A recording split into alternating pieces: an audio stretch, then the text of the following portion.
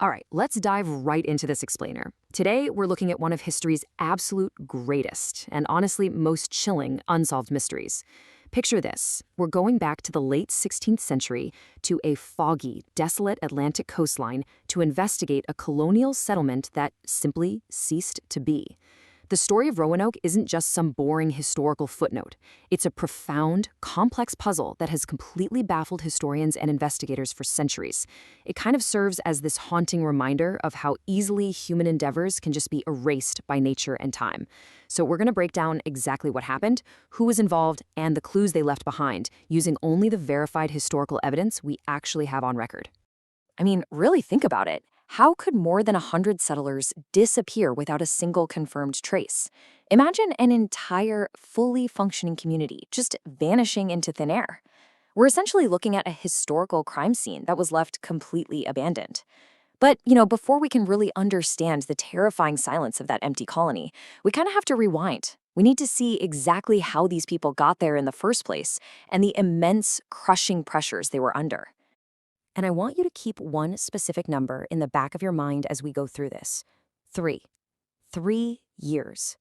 That is the agonizing length of time these isolated people were left completely alone on a harsh coast to fend for themselves, with zero support or supplies from their homeland. Just imagine the psychological terror of that kind of isolation. The fading hope as a challenging summer turns into a brutal winter, and you're watching the horizon every single day for a ship that never, ever comes. 3 years is an absolute eternity when you're stranded and starving. So, let's get into Section 1, England's New World Ambitions. To really grasp their desperation, we have to look at the massive royal ambitions that put them there in the first place. This was an era dominated by powerful historical figures driving wildly aggressive expansion. England desperately wanted a dominant foothold in the New World, and honestly, they were willing to risk almost anything and anyone to get it. It all started right at the top with Queen Elizabeth I, who was aggressively pushing to compete on the global stage. To execute her vision, Sir Walter Raleigh stepped up, using his private wealth to fund and organize the expeditions. That pipeline of royal ambition and massive funding led directly to the launch of the Roanoke expedition. It was this highly coordinated, all-in effort to plant England's flag in unfamiliar soil. But here's where this expedition, led by a guy named John White, was fundamentally different from the earlier, mostly military outpost. They actually brought families. We're talking men, women, and children seeking permanent homes. They even had a newborn with them, baby Virginia Dare. And get this, baby Virginia Dare was actually the first English child born in the New World. By bringing families, the organizers drastically raised the emotional stakes. This wasn't supposed to just be a strategic military fort. It was meant to be a thriving, generational community. And honestly, that cultural milestone makes their ultimate fate so much more tragic. Which brings us to Section 2, Survival on the Roanoke Coast. Because, as you might guess, all those grand ambitions back in England meant absolutely nothing once their boots hit the ground. Building this colony was not some glorious adventure. It was an immediate, brutal fight for life against a compounding domino effect of failures. Their daily life was totally defined by severe food shortages and the very real threat of starvation. On top of that, they were navigating incredibly tense, fragile relations with the nearby Indigenous communities. And beneath it all was a crucial, devastating lack of basic survival resources. They were entirely unequipped for the environment they found themselves in. They were literally running out of time, and they desperately needed a lifeline. Let's look at Section 3, Trapped by the Spanish Armada. So, things are getting dire. John White, their leader, heads back to England for what is supposed to be a quick supply run, but then a massive geopolitical explosion totally traps him. While those desperate Roanoke colonists were starving in isolation, anxiously awaiting relief, Europe was erupting into an explosive, full-scale war with Spain. The infamous Spanish Armada was underway. Because of this massive naval conflict, every single available English ship was drafted into military service or strictly grounded. John White was completely stuck. It's really one of history's darkest ironies, right? A tiny, starving village in the Americas was effectively doomed by the greatest naval conflict of the era happening an entire ocean away. What was supposed to be a quick turnaround became a 3-year delay. And that leads us to Section 4, the cryptic clue left behind. So finally, after 3 agonizing years, the political situation cools down just enough for John White to return. Imagine the eerie, heavy silence as his ship approaches the shoreline where he'd left his own family and over 100 other settlers. When White finally steps into the camp, the realization that hits him is completely chilling. There are no bodies. If they had succumbed to starvation or some rampant disease, there would be graves or remains of some kind. But there was absolutely nothing. The entire settlement was a ghost town. And the mystery just gets deeper from there. Because there were zero signs of a struggle or conflict anywhere. If they had been wiped out by a hostile force, you'd obviously expect to find the remnants of a fight, right? Weapons scattered in the dirt, defensive structures breached, blood in the soil. But there was no battle. The quietness of the site must have been deafening. Furthermore, the settlement wasn't burned to the ground. There were no obvious signs of destruction at all. Instead, the homes and structures were simply dismantled and taken down. This heavily implies a calculated, highly organized move rather than some frantic, terrifying escape in the dead of night. Historians today are just as baffled as John White was back then. I mean, how do over 100 starving people carefully pack up their entire town and leave without making a single trail? Well, they did leave one trace. The only real clue left at the entire site was a single, mysterious word carved into a wooden post, CROATOAN. It was the name of a nearby island and the indigenous people who live there. For centuries, this one word has been the focal point of the entire mystery. Was it a destination?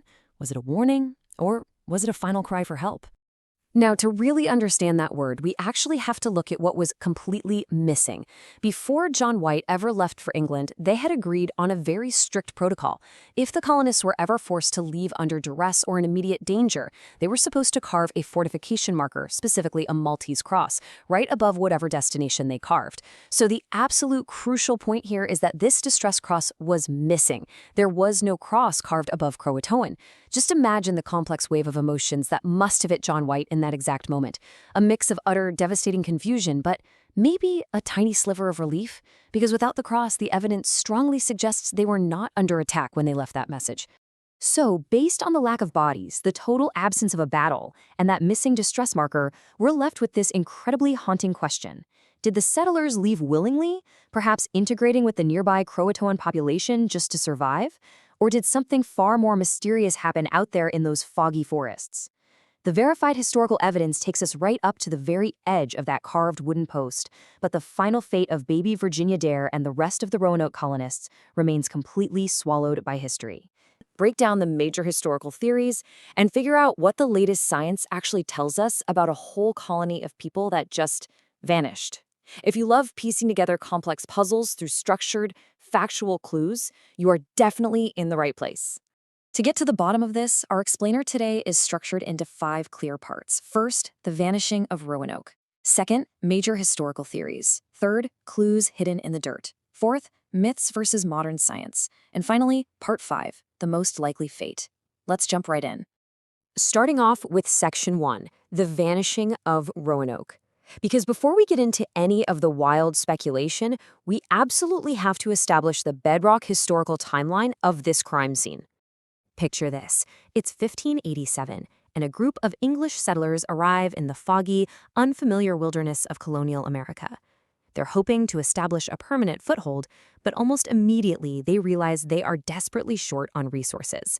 So, that very same year, their governor, a man named John White, heads back to England to gather vital supplies. But there's a catch. A massive naval war with Spain breaks out, and he gets stuck there. He can't leave. When White finally makes it back in 1590, expecting to find this thriving community, he instead steps into a completely eerie, empty settlement. The structures are dismantled, the people are entirely gone, and the only clue left behind is a single word carved into a wooden post.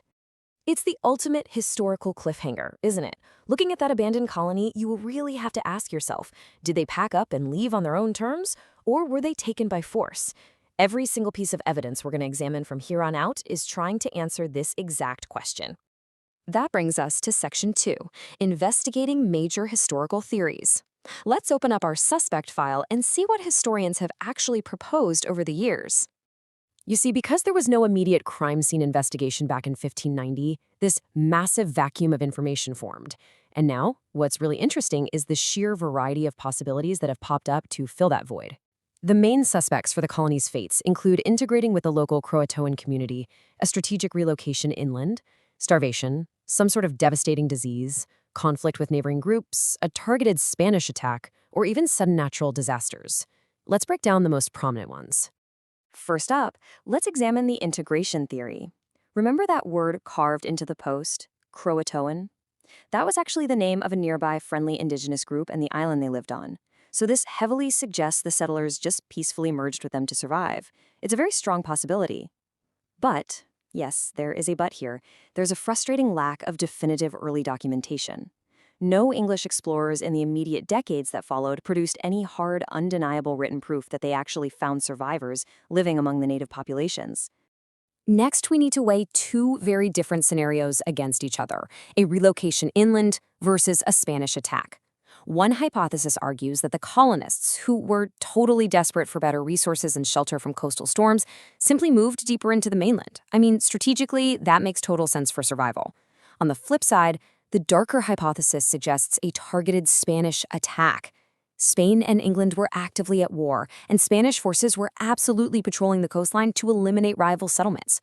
Were they wiped out before they could even pack up? Both are plausible, but direct historical records confirming a Spanish raid on Roanoke have never been found in Spain's meticulously kept naval archives. When we systematically break down the remaining theories, some clear likelihoods emerge. Starvation and disease? Highly likely contributing factors. The colony was severely undersupplied in a really harsh environment. Conflict with neighboring groups is also considered moderately likely, especially since relations had already soured before John White even left. However, a total wipeout by a natural disaster like a massive hurricane is considered much lower on the likelihood scale, mostly because it would have left significant structural debris behind, which just wasn't there. So historical consensus tells us it was probably a brutal combination of these extreme pressures. It's one thing to debate hypotheses in a classroom, right? The theories make perfect sense on paper. But to truly solve a 400-year-old cold case, we have to look past the paper and ask, what does the dirt actually say? Which leads us into Section 3, Clues Hidden in the Dirt. We're shifting our focus from the history books directly to the physical remnants left behind by the colonists. And this brilliantly illustrates our modern investigative tools in action. In recent years, targeted excavations have yielded some fascinating artifacts. Things like 16th century English pottery and tools found buried alongside indigenous artifacts miles away from the original Roanoke site. Even wilder, researchers have analyzed hidden map clues. They found these invisible patches on John White's original watercolors that, when put over modern light tables, literally reveal plans for a secret inland fort. It's like a giant puzzle, and recent archaeological research is actively uncovering new layers of this mystery right out of the soil. We have to be incredibly careful here, though. We cannot just jump to conclusions. We have to clearly separate what physically exists from what remains uncertain. Yes, we have undeniable physical artifacts from the era showing up in unexpected locations. We know English materials were moved, but we still lack unassailable links proving their final fate. Finding an English bowl in a native village proves trade or maybe movement. It doesn't definitively prove the entire colony safely relocated and lived out their days there. The circumstantial evidence is super heavy, but the definitive smoking gun, it's still missing. So, what happens when human curiosity collides with a lack of concrete facts? Seriously, when the facts run dry, what fills the void? The answer, unfortunately for history, is often sensationalism. And that brings us to Section 4, Myths versus Modern Science. We're going to confront some of these sensationalized ideas directly and ground this explainer right back in reality. Let's clearly define what we're dealing with here. A speculative myth in this context includes things like elaborate secret conspiracies involving the English crown, supernatural stories of the earth just swallowing them up, ancient curses, or, yes, no way, even extraterrestrial alien claims. I want to explicitly state that these ideas are purely speculative and completely unsupported by historical evidence. They make for really fun campfire stories for sure, but they have absolutely no place in a factual historical investigation. The reality is, modern science and historical documentation dismantle these wild claims pretty easily. You really don't need ancient curses or supernatural vanishings to explain the mystery when modern historical documents clearly reveal the harsh, mundane realities of colonial life, like massive supply chain failures and political maneuvering. And we certainly don't need aliens to explain people leaving a doomed settlement, especially when modern DNA studies are actively tracing colonial genetic markers among local modern populations right now. Science and actual documents provide far more compelling answers. Okay, we've cleared away the myths, we've analyzed the dirt, and we've weighed the historical theories. It all funnels down to one final pressing question. Based on everything we actually know, what most likely happened to the Roanoke colony? Let's move to Section 5, the most likely fate, and see how all of this builds to our conclusion. This is where we synthesize the whole cold case file. You know, historians and scientists are actually still working this case today, using a clear step-by-step process of modern forensic tools. Step 1 involves ongoing DNA studies, trying to definitively link modern Indigenous descendants with early English genetics. Step 2 relies on wide-scale archaeological surveys, using ground-penetrating radar to look for structural remains without actually having to destroy the landscape. And Step 3 applies entirely new technologies, like advanced satellite imagery and chemical soil analysis, to spot anomalies that the naked eye would completely miss. So the crucial point is this: no single theory can be presented as absolute, proven fact. However, a broad historical consensus does exist today. Historians generally agree that the colony splintered. Faced with starvation and disease, they likely broke up into much smaller groups to survive. Some almost certainly integrated with the friendly CROATOAN, just exactly as that carving suggested, while others may have moved inland or fallen victim to conflict. What remains uncertain is the exact proportion of who went where and who ultimately survived. The mystery continues simply because the final, written testament of the colonists themselves has never been found. Which leaves us with this really powerful summarizing thought. The Roanoke mystery endures, not because we lack clues, but because the wilderness keeps its secrets, challenging every new generation to find the truth. The clues are absolutely out there, in the dirt, in the maps, and maybe even in the DNA. It's an ongoing puzzle, and one that reminds us of our profound human drive to uncover our past. Thank you for walking through this structured investigation with me. Keep asking questions, keep looking at the evidence, and who knows, maybe you'll be part of the generation that finally solves it.